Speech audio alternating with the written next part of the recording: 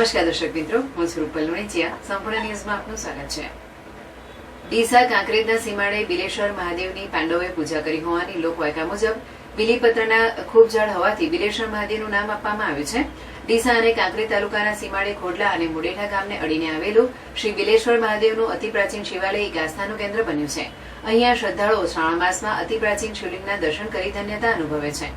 એક દંતકથા મુજબ જે તે સમયે પાંડવોને વનવાસ મળે તેવા સમયે છુપા વેશે પાંડવો અહીંયા રાત્રિ રોકાણ કરેલ હોવાનું કહેવાય છે અને તેવા સમયે પવનરૂપે મધ્યરાત્રિના સમયે બીલીના વૃક્ષો પરથી બીલીપત્રો ખરી પડતા ચમત્કાર થતા પાંડવો જાગીને જોતા સ્વયંભૂ શિવલિંગના દર્શન થયા હતા.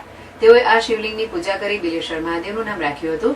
આ રમણીય સ્થળ ઉપર 52 વર્ષ અગાઉ જીર્ણોદ્ધાર કરાયો હતો. ગ્રામજનોના સહકારથી મંદિરનો વિકાસ વધી રહ્યો છે, જ્યાં હાલ ગાદીપતિ, બજરંગપુરી, આનંદપુરી, આહવાન અખાડા, કૈલાસ જૂના મંદિરની બાજુમાં નવા નિર્માણનું મંદિર કરવામાં આવ્યું હતું. પાંડવો જે જગ્યાએ રોકાયા હતા તે જૂના મંદિરમાં લીમડાના ઝાડ નીચે શિવલિંગ આજે પણ હયાત છે. આ શિવલિંગમાં જનોઈ પણ દેખાઈ રહી છે. અતિ પ્રાચીન સ્થળે જૂના મંદિરની બાજુમાં નવું મંદિર પણ બનાવવામાં આવ્યું છે.